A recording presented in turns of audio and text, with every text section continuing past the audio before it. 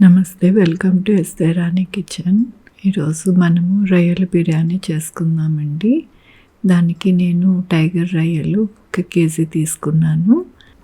200 గ్రాములు పెరుగు తీసుకున్నాను. ఈ రొయ్యల్ని చేసుకున్నాను.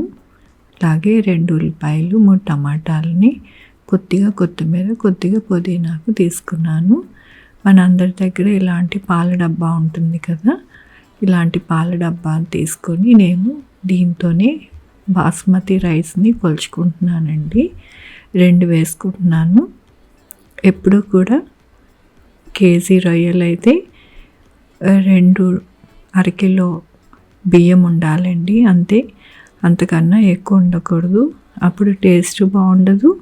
అలాగే ముద్దకి రొయ్య అనేది రాకుండా ఉంటుంది. కాబట్టి కేజీ రొయ్యలు ఉంటే అరకిలో బియ్యం వేసుకోవాలండి. నేను 2 డబ్బాలు వేసుకుంటున్నాను. వేసుకుని కడిగి పెట్టుకుంటాను. ఇప్పుడు నేను కడిగేసి నానబెట్టుకుంటాను.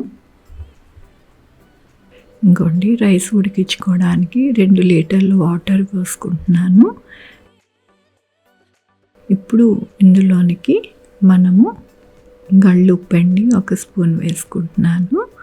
మనము టేస్ట్ చూస్తే మనము ఉప్పుగా ఉండాలి, ఉప్పు నీళ్ళు ఉండాలి. ఇప్పుడు మనం సముద్రంలో నీళ్ళు ఎలా ఉంటాయి అలా ఉప్పుగా ఉండాలి.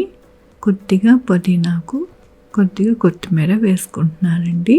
ఇప్పుడు స్టవ్ మీద పెట్టుకుందాము. ఇది మరిగించుకుందామండి. వాటరు 2 స్పూన్స్ ఆయిల్ వేసుకున్నానండి, సరిపోతుంది, ఎక్కువ అవసరం లేదు.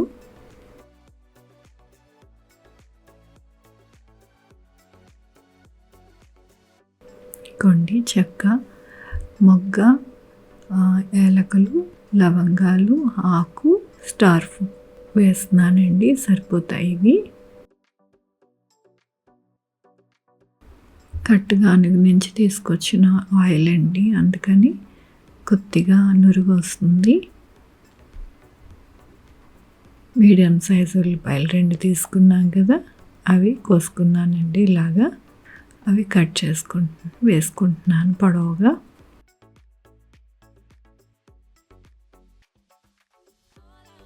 చక్కగా వేయించుకుందాము.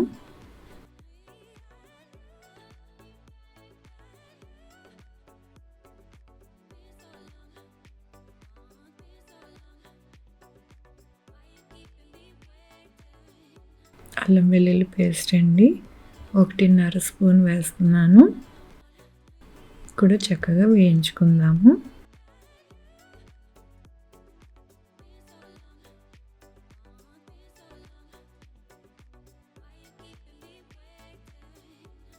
ఇప్పుడు రొయ్యలు వేసుకుందామండి. టైగర్ రొయ్యలు అయితే మన బిర్యానీలోకి చాలా బాగుంటుంది. కాబట్టి కొంచెం పెద్ద సైజు ఉండేటట్టుగానే చూసుకోండి. అప్పుడు మన బిర్యానీలో చాలా చక్కగా కనపడుతూ ఉంటాయి. మనం బిర్యానీ తినేటప్పుడు కంటికి విందు, నోటికి విందుగా ఉంటుందండి. కాబట్టి కొంచెం పెద్దగా ఉండేటట్టుగా చూసుకోవాలి. కొద్దిగా రొయ్యలో వచ్చే నీరు పోయేటట్టుగా కొద్దిగా వేయించుకుందామండి మనము ఆయిల్లోని. కొద్దిగా పసుపు వేస్తున్నానండి. చక్కగా ఇలాగ వేస్తూ ఉంటే దాంట్లో ఉన్న నీరంతా కూడా, రొయ్యలో ఉన్నదంతా కూడా ఎగిరిపోయి చక్కగా మంచిగా రెడీ అవుతుందండి మన రొయ్య. అప్పుడు మన బిర్యానీ నీసు వాసన అనేది రాకుండా చాలా చక్కటి గుమగుమలాడే బిర్యానీ అనేది మనం ఆస్వాదించవచ్చు. 1 స్పూన్ వేస్తున్నాను సాల్టు. మనము రైస్ ఉడికించిన దాంట్లో వేసుకున్నాం కదా, ఇప్పుడు మన రొయ్యలకి మాత్రమే సరిపడా వేసుకోవాలి. కాబట్టి 1 స్పూన్ సరిపోతుందండి. చూడండి, నీరంతా కూడా ఎగిరిపోయి రొయ్య దగ్గరికి అవుతుంది. ఇలాగా మనం వేయించుకోవాలి.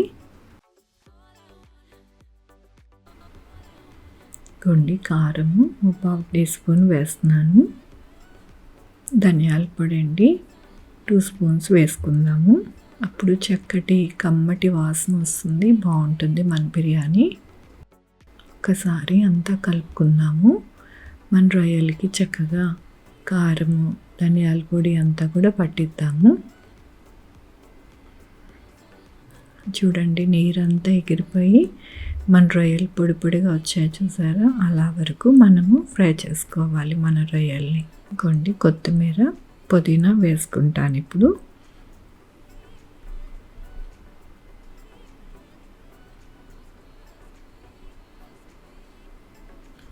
కొత్తిమీర, పుదీనా వేసి కలుపుతూ ఉంటే అండి మంచి సువాసన వస్తుందండి.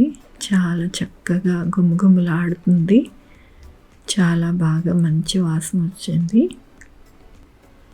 కొన్ని 3 టమాటాలు కట్ చేసి చిన్నగా పెట్టుకున్నాను, అవి వేసేసుకున్నాను. ఇప్పుడు కలుపుకుందాము.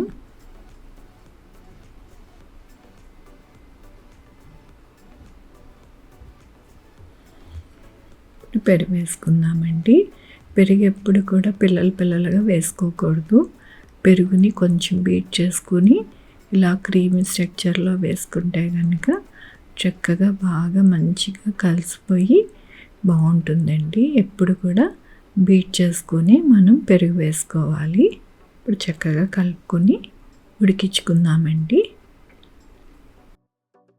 ఇదిగోండి, మన వాటర్ ఇక్కడ మరుగుతూ ఉన్నాయి. ఇప్పుడు నానబెట్టుకున్న బియ్యము వేసేసుకుంటాను.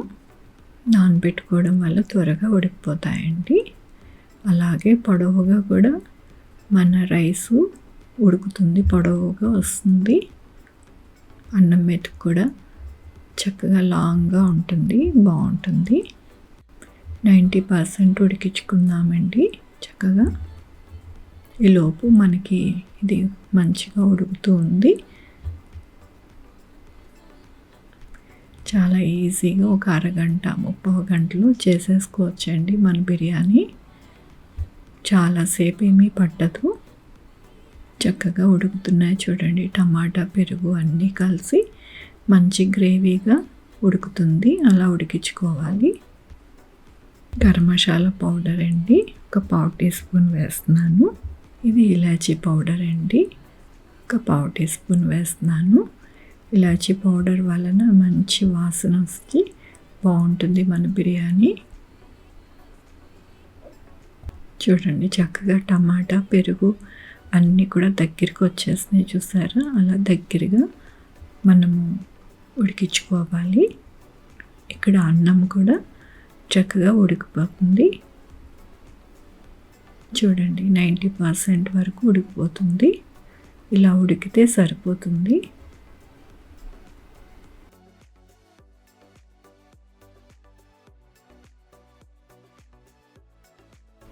ఇప్పుడు అన్నాన్ని వడగట్టేసుకుందామండి.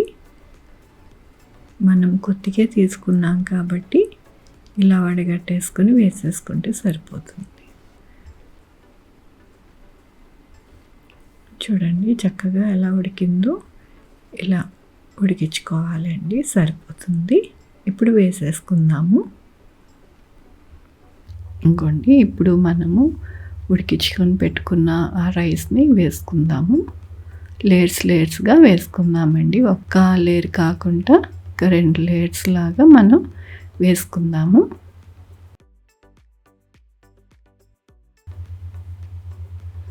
చక్కగా మొత్తము పరుచుకోవాలండి నీట్గా. అలా పరుచుకుంటే మన గ్రేవీ అంతా కూడా రైస్కి పడుతుంది. ఇప్పుడు ఫ్రైడ్ ఆనియన్స్ వేసుకుందామండి. చక్కగా అంతా కవర్ అయ్యేటట్టు వేసుకుంటే బాగుంటుంది టేస్ట్. కొద్దిగా పుదీనాకు, కొత్తిమీర వేసుకుందామండి, మంచి ఫ్లేవర్ వస్తుంది. మళ్ళీ మిగిలిన రైస్ వేసుకుందామండి. వేసుకుని ఇందాకట్లాగే చక్కగా పరుచుకుందాము నీట్గా.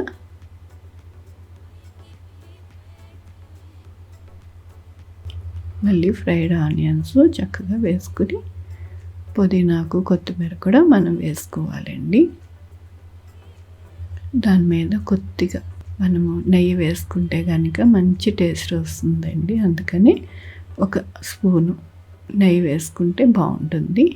ఇంట్లో నెయ్యేనండి, పూసలాగా ఉంది చూసారా.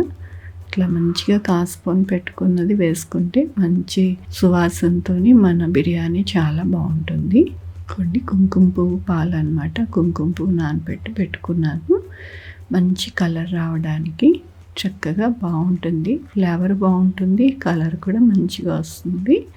ఇప్పుడు మనం మూత పెట్టుకొని కరెక్ట్గా 15 నిమిషాలు సిమ్లోనే పెట్టుకోవాలండి. ఆ 15 నిమిషాల్లో ఆ కూరలో గ్రేవీ అంతా కూడా చక్కగా ఉడికిపోతుంది. చూడండి ఎంత చక్కగా మన రైస్ ఉడికిందో, అలాగే కలర్ఫుల్గా ఉంది చూడండి. ఎప్పుడు కూడా సైడ్ నుంచి తీయాలండి. చూడండి చక్కగా మంచి కలర్తో ఉంది రైసు. చూడండి పొడిలాడుతూ ఎంత బాగా వచ్చిందో చూడండి. కలర్గా మంచిగా పొడిలాడుతూ మంచిగా వచ్చింది. అంతేనండి, చాలా సింపుల్గా రొయ్యల బిర్యానీ చేసుకోవచ్చు. చిన్నపిల్లలతో సహా అందరూ తినొచ్చు. చూడండి ఎంత కలర్ఫుల్గా ఉంది, అంతే టేస్టీగా ఉంటుందండి. ట్రై చేయండి, మీరే అంటారు చాలా బాగుంది బిర్యానీ అని. నా రెసిపీ కనుక నచ్చితే లైక్ చేయండి, మీ ఫ్రెండ్స్కి షేర్ చేయండి, నా ఛానల్కి సబ్స్క్రైబ్ చేయండి. Thank you for watching. Thank you.